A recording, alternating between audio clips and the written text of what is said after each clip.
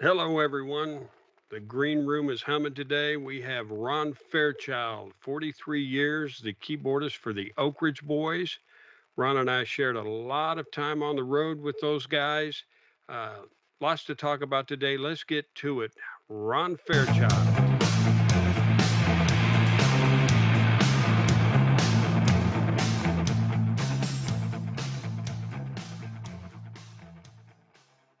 Ron, I appreciate you doing this for us today. It's great to have you on the RCM Green Room podcast. And David, you got anything you want to kick this off with? I do. I want to know how you guys got together, and I'm sure everybody else wants to know that too. And how you became friends, and if you are still friends. We are currently friends. Currently. Ron, why don't you kick it off? What's your recollection of our first meeting? I'm pretty sure it was 1973. A while back. And honestly, I think it was either in Detroit or Flint, Michigan. Remember, you were with the Downings, and I was playing with the Blackwood Brothers, and we had all those Lloyd O'Reilly dates. Remember? Yeah, right. And we were playing up there, and both on the same show, and we just got to talking, and that's where it all started. And then it wasn't probably a year later you got me in the Downings, and I split the guys with the suits and went with the multimedia wannabes that we were at that time. Well, that's part of another joke we won't go into, but that's true though. I remember you were playing with the Blackwood Brothers, which was kind of funny because I heard your guitar playing earlier, and you were over there burning some stuff on your Les Paul recording guitar. And then I heard this quartet music, and it just seemed to be diametrically opposed to what I'd heard earlier. But and they had your amp turned backwards to the audience. Yeah. So I guess it wouldn't overpower the quartet or whatever. Oh, and Donnie McGuire and I were walking behind the scrim to the other side of the stage, and as I'm walking, all of a sudden I'd walked in front of that amp, and it was like, wow. And then I said, what's going on? And he showed me when we got to the other side, you had your amp turned around, which was pretty wild. If you walk back there, it looked like that old Maxell tape ad, where the guys back in the chair. And but you playing guitar. Yeah, I'm pretty. If I'm known at all, it's for being a piano player. But really, I've done a lot of different instruments. And back then, really, I was playing more guitar, I think, than anything else. And did up until the time when we got robbed in Fresno. Remember that, Freddie? Oh, my God. Yeah, that wonderful Les Paul guitar that's worth, I don't know how many thousands of dollars, got ripped off when Fred and I were playing with this group. I miss that guitar to this day. Whew. Well, it was an early 70s. I want to say it was a 72, and it was mahogany, just great. And nowadays, if you go to eBay or reverb.com or something, they're wanting a fortune for those things. Woo! Wow. Well, you were playing that when we first met, and then it was about, I don't know. I don't even know if it was a year after that you joined the Downings. Yeah. And it was about the time, a little before whatever, we did a live album with them. And so we were actually on that recording together along with our compadre Pete Cummings, who was in the band. And that's really how Pete and I all got together originally. And then after we left the Downings, probably, I don't know, within a year of that, we joined this girls trio doing corporate dates. Their name was the Emeralds. Yep. And we were out in Fresno, California, doing a date for Elenco or some corporation out there. And we were at the Hilton. And their bus was parked in this alleyway. We were in the hotel doing a date or whatever. We come back out, the bus had been broken into, and all of our gear had been stolen. Ronnie's guitar, all of that was gone. Oh, I remember. man. Oh yeah, every Ron- possession. Ron was, well, we were all upset. It was just crazy. But Ron came back into the building, this little kitchen entrance, this undersided glamour entrance to the hotel, and kicked the wall. And his foot went right through the wall. Big hole in the wall. Platform shoes, you know. Do you remember that cook coming out of there? Oh. Going, what's going on? What's going on over here? I mean, we were raising hell. You remember that cook coming out? I do indeed. Pick up the story from there. Well, you know, he was, of course, the powers what am. The head guy came up, and you know, he was Albanian or Romanian or some tough looking guy, and I knew I was going to have to talk to him about this hole made by a 3-inch platform shoe that Gene Simmons would have probably worn. And I mean, you know, we had no money, so replacing all that stuff was not an option. You're just pretty much SOL at that point. And Well, I remember that guy, the cook that came out. He didn't know what was going on, and he came out there and he had a skillet full of hot grease. yeah, And it was like, you know, calm down or this is going somewhere. You know, Yeah. we were afraid he was going to throw the grease on us. That Yeah. calmed us down a bit. That was a nice experience. yeah, I'd like to not do that again. We played with that trio for a little while, and then we kind of parted ways for a time. I went freelance, was doing sessions in town. We kind of fell out of touch there for about a year or so. Yeah. Maybe longer than that. What were you doing during that time after the Emeralds? Well, that's when I hooked up with that. This is so funny. A Mexican band called the Amigos, and I was the only gringo in the bunch. Right. And we got the gig. Remember the PTL Club, Jim Baker, that whole thing down in Charlotte? It was the first of those big mega churches, and he got in all this trouble.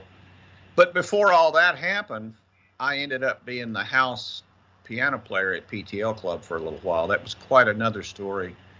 And then I hooked up and I got with this group called the Four Guys in Nashville, and I played with them for a while. That was actually a good gig with some good people I enjoyed.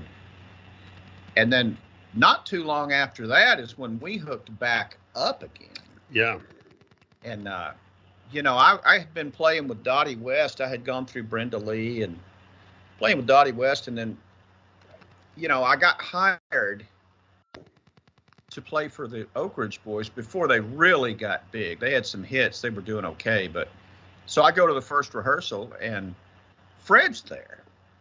I'll never forget that. I turn around, Fred and Pete Cummings, my old partners, are there. It's like, you guys got hired too. Wow, this is great. So we had a great day then.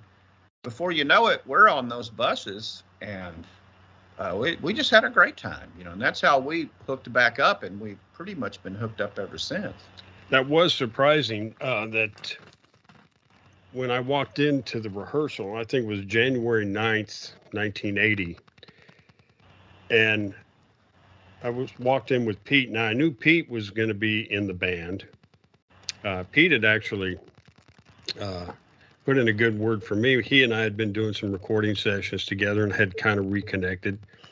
And I think he was instrumental in actually getting me an opportunity to join the group. And when we walked in there, I had no idea that you were going to be there. It was one of the biggest surprises, but a great surprise when I said, "Oh, you're on this thing?" But the current band guys, Skip Mitchell, Don Breland, and Garland Kraft were friends and people we had hung with. So we just naturally melded with those guys to become the new Oak Ridge, the Mighty Oaks Band at that point. We had some great adventures on stage with the Oak Ridge Boys for a number of years with that band. Oh, yeah. Garland stepped aside after a while, and you moved from like being a utility musician where you you played keyboards, guitar, about anything that needed to be played. And then you took on, once Garland left the tour, you took on all of the keyboards and whatever else needed to be done. I just moved my rig down to the main piano at that point, and that's still there today. I mean, the Oak Ridge Boys are so much more than just the four individuals that are the legend.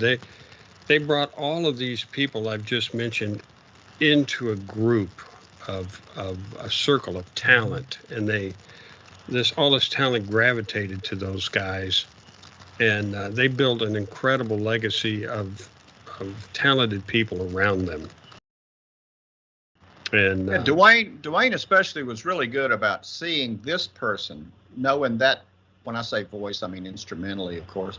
Dwayne would be real good about seeing, okay, this will work here, this will work here, and he would be really instrumental in bringing guys like us into his fold. Yeah. You know? Yeah. So, Ron, I know I just want to ask you about something, because I know during all the shows that we did together with the Oak Ridge Boys, there was always some kind of shenanigans going on stage, or things that make you watch everything. You know, you never know what somebody's going to pull. A lot of practical jokes, etc.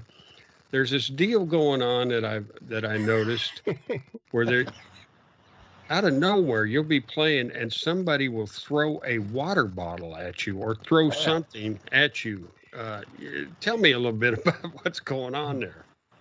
Well, that's a little customary byplay between Dwayne and I. He started doing it. He'd catch me over there napping. You know, I'm thinking about sailing or thinking about something totally removed from the thing, and he's going to wake me up. So he'd finish up a bottle of water and throw it at me. Well, the first time it popped me in the head pretty good. And so then I was like, okay. So I started kind of looking out for it, and he would catch me off guard. I'd see this thing coming over, boom, and I'm playing, and I'd grab it with one hand or two hands, and rarely would ever miss. And it got to be a thing. So there's this one song, and he got to where he did it every night there for I don't know how many months, it seemed like. And I had a GoPro camera that I used to sit back there just to catch funny moments. And I do have quite a collection of those. So I had all these clips of every night. So I edited them together and sped it up a little bit, you know, in post, and made this water bottle compilation. And it's really good because you'll catch it here. There'll be one that goes back here, you know, and then one that hits me in the head. And it just got to be a thing that he did, and we knew it was going to be at the same place every. And we had actually people in the crowd who would wait for it because they knew it was coming. Because you know that's just how crazy we get. You know, you got to keep it interesting. I saw that posted on Twitter, and it just cracked me up. And then I made a comment or something, and Dwayne instant messaged me about the fact that your accuracy was incredible. You rarely missed one of those catches or missed a note while you were playing. So I got there's the thing. You also got to hit the right notes. You can't clam out. But do you find yourself ever getting into a rut? And if so, how do you get yourself out of it? Well, sure you do. I mean, you know, I don't think there's any way you can quantify exactly how you get out of that rut. Now, I was in one. I've been in one for a little while. You know, you play saloon and live in Louisiana for 40 plus years, you're going to get in a rut. And if you don't go out and play some other music, you'll get just locked into that one thing. I see those songs on the set list, and it's not that they're bad songs, because they most certainly are not. They're hits. But you see it and you go, okay, I cannot play this song one more time. I'm going to slip my wrist. That will get you in a rut. But that's when you come back to the room and work on some other things. And maybe that's the only way that I could say you dig yourself out of that rut. Yeah. Well, now, over the years, though, you have released your own records. Right. Yeah, I write stuff, and I still try to do that. You know, my fusion nightmare, you know, jazz fusion kind of stuff. I love doing that. And I'll get into that for a month, and then I'll move back over into the ambient thing for a month. And writing stuff that I would target for TV and film. It's just very difficult to get into that side of the business. There's so many people doing it. Well, you never know, man. Some TV producer might just see this podcast. You never know. We'll hook you up.